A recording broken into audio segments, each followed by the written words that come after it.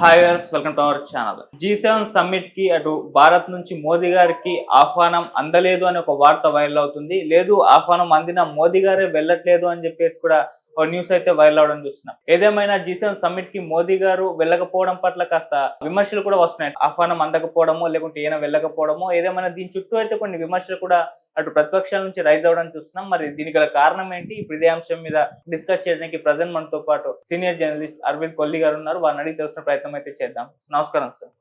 Sir, ఎప్పుడు కూడా G7 summit కి మోదీ గారు వెళ్ళడం మనం చూస్తున్నాం. 2019 నుంచి ఫస్ట్ టైం అంట ఇదే ఆహ్వానం మరి అందలేదని అంటున్నారు. లేదు, ఈయన వెళ్ళట్లేదని చెప్పేసి చెప్తున్నారు. ఏదేమైనా దీని చుట్టూ కూడా ఒక విమర్శలు కూడా వెల్లువెత్తడం మనం చూస్తూ ఉన్నాం సార్. మరి దీనికి ఏంటి కారణం, మీరేం చెప్తారు? అంటే ఒక విషయం, G7లో భారత్ సభ్య దేశం కాదు. రెగ్యులర్గా G7 సమ్మిట్లకి ఆహ్వానం మాత్రం అందుతుంది. ఎందుకు అంటే భారతదేశం ఒక శక్తివంతమైనటువంటి ఆర్థిక వ్యవస్థగా, ఒక ప్రభావశీలమైనటువంటి రాజకీయ వ్యవస్థగా, ఒక క్రియాశీలకమైనటువంటి ఒక వాణిజ్య వ్యవస్థగా ఎస్టాబ్లిష్ అవుతుంది అని క్లియర్. అంటే భారతదేశం పాత్ర అంతర్జాతీయ వేదికలపైన కీలకమైనటువంటి పాత్ర పోషిస్తుంది. ఈసారి ఎందుకు పిలవలేదు అనే దగ్గర నుంచి మొదలు పెడితే, విశ్వగురువు అని చెప్పుకుంటున్నటువంటి మోడీని, భారత్ని ఈ G7 సభ్య దేశాలు దూరం పెట్టడం, దీనికి అర్థం ఏంటి అని విమర్శలు అయితే ఘాటుగా ఉన్నాయి. జయరాం రమేష్, దాంతో పాటు కాంగ్రెస్ నాయకులు ఒక సూటిగానే విమర్శలు చేసినటువంటి పరిస్థితి ఉంది. ఒక విషయం మాట్లాడుకోవాలంటే, భారత్ సభ్య దేశం కాదు కాబట్టి పిలవకపోవటం ఆశ్చర్యపోవాల్సిన అంశం కాదు. అదే సందర్భంలో అంతర్జాతీయ వేదికల మీద కానీ, అంతర్జాతీయ వాణిజ్యం, అంతర్జాతీయ రాజకీయాలు, అంతర్జాతీయ ఆర్థిక వ్యవస్థలో ఒక కీలకమైనటువంటి పాత్ర పోషిస్తున్నటువంటి భారత్ లాంటి దేశాన్ని ఎందుకు దూరం పెట్టారు అనేది సహజంగానే అందరిలో వస్తున్నటువంటి ప్రశ్న. అంటే విమర్శించేవారు ఎక్కడ విశ్వగురు అని చెప్పుకోవటం మాటలేనా, ఎక్కడ ఆచరణలో లేదా అనేది ఖచ్చితంగా విమర్శలు చేస్తారు. కానీ వాస్తవంగా మాట్లాడుకోవాలి అంటే, భారత్ ఒక క్రియాశీలక పాత్ర పోషించేటటువంటి పరిస్థితిలోనే ఉంది. ప్రతి విషయంలోనూ, ఉక్రెయిన్ యుద్ధంలో కూడా, ఉక్రెయిన్ యుద్ధంలో కూడా మోడీ పాత్ర, మోడీ వైపు, అదే సందర్భంలో భారత్ వైపు, భారత్ ఏం చెప్తోంది అని చూసినటువంటి పరిస్థితి చూసాం. రెండు దేశాలకి అతి తక్కువ గ్యాప్లో రెండు దేశాలను విజిట్ చేసినటువంటి ప్రధానమంత్రిగా మోడీ ఉన్నారు.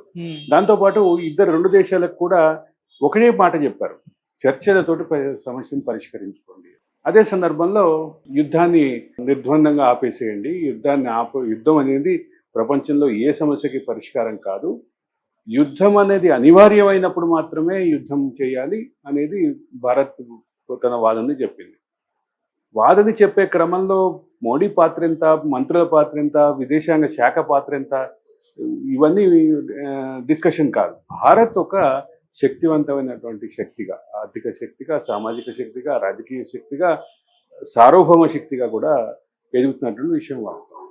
కానీ మోడీ దాన్ని క్లెయిమ్ చేసుకోవటాన్ని, లేదా మోడీ చుట్టూ ఉన్నటువంటి బృందం దాన్ని క్లెయిమ్ చేయటాన్ని ఖచ్చితంగా అభ్యంతర పెట్టేటట్టు అవకాశం ఉంది. విశ్వగురువు అయ్యాము, లేదా విశ్వగురువుగా మారాము అని చెప్పేటటువంటి వాదన కొంత అభ్యంతరకమే. అంటే దాన్ని ఉన్నటువంటి పొజిషన్ని ఎలివేట్ చేసుకొని చెప్పినటువంటి వాడు. బట్ ఎలివేషన్ ఈజ్ ఆల్వేస్ ఇట్లాంటి పరిస్థితి ఎదుర్కొంటుంది. కానీ వాస్తవం అనేటటువంటి మాత్రం వాస్తవంగా ఉంటుంది. వాస్తవంలో ఏంటి, మోడీ మనసులో ఏముంది, భారత్ మనసులో ఏముంది, భారత్ ఏం ఆలోచిస్తోంది అనేటటువంటి అంశం అయితే అంతర్జాతీయ వేదికల మీద కానీ, అంతర్జాతీయ సమాజంలో కానీ చర్చ జరుగుతున్న విషయం వాస్తవం.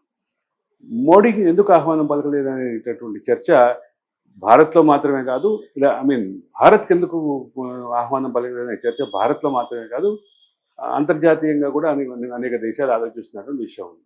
అయితే అదే సందర్భంలో ఆస్ట్రేలియాని పిలిచారు, కొరియాని పిలిచారు, మరికొన్ని దేశాలను పిలిచారు. కాబట్టి ఆ లిస్టులో ఎప్పుడూ ఉండే భారత్ ఎందుకు లేదు అనేది ప్రధానంగా చర్చనీయాంశంగానే ఉంది.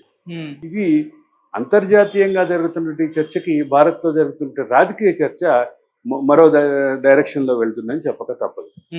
అంటే మన దేశ ప్రధానిని పిలిస్తే మన పాత్ర కీలకమవుతోంది అనేటటువంటి అంశాన్ని మనం సానుకూలంగా చూడాలి. అదే సందర్భంలో మోడీ చెప్పుకున్నటువంటి, మోడీ టీం చేస్తున్నటువంటి ఎలివేషన్స్ని మాత్రం ఖచ్చితంగా అభ్యంతరకరమే. అంటే వాస్తవాల్ని ఎలివేట్ చేసే క్రమంలో వాస్తవిక దృక్పథం లోపిస్తోంది అని చెప్పక తప్పదు. ఓకే సార్, ఇప్పుడు దీనికి ఏమన్నా అఫీషియల్ కన్ఫర్మేషన్ బీజేపీ నుంచి లేకుంటే వచ్చే అవకాశం ఉందా? ఎందుకు వాళ్ళే ఇన్వైట్ చేయలేదా, లేకుంటే మోదీ గారే వెళ్ళట్లేదా అన్న విషయం పైన? ఎందుకంటే కాంగ్రెస్ నుంచి విమర్శలు వస్తున్నాయి కదా. దీనికి అంతర్జాతీయంగా మొన్న మధ్య ఒక రీసెంట్గా ఒక 1 or 2 days క్రితం నేను ఒక మ్యాగజైన్లో చదివాను, ఆన్లైన్లో చదివాను. దాని భావం ఏంటంటే, ఖలిస్తాన్కి కెనడా సపోర్ట్ కాబట్టి ఆ అంశంలో రాజకీయ విభేదం ఉంది రెండు దేశాలకి. అదే సందర్భంలో దేశంలో ఇక్కడ అధికారంలో ఉన్నటువంటి పార్టీకి, అక్కడ ఉన్నటువంటి కెనడాలో ఉన్నటువంటి పార్టీకి అభ్యంతరం ఉంది అనేది ఒక ఊహాగానం. నేను చదివినటువంటి ఒక ఊహాగానం.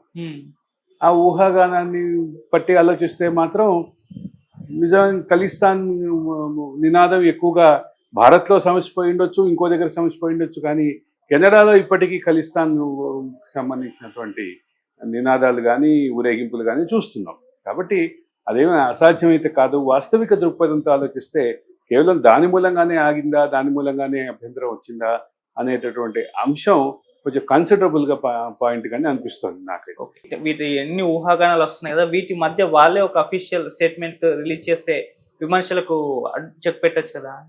అంటే బహుశా అది 15వ తారీఖు స్టార్ట్ అవబోతుంది. ఈలోపు దానిపైన అంటే ఈ సమ్మిట్ని చైర్ చేస్తుంది కెనడా ఈసారి. ఓకే, కెనడా క్లారిటీ ఇస్తుందేమో చూద్దాం. బట్ ఈ అంశాన్ని పక్కన పెట్టి ఆలోచిస్తే మాత్రం G7 వేదికగా జరగబోయేటటువంటి అనేక రాజకీయపరమైనటువంటి చర్చలు కానీ, దేశాలకు సంబంధించినటువంటి అభిప్రాయాలు కానీ, ఇవన్నీ కూడా ఒక క్లారిటీ వచ్చేటువంటి అవకాశం అయితే ఉంది. ముఖ్యంగా దక్షిణాసియాలో, ఇప్పుడు ఆసియా ఖండంలో 2 దేశాల మధ్య యుద్ధం ఉంది, ఉక్రెయిన్ అండ్ రష్యా మధ్య. రెండోది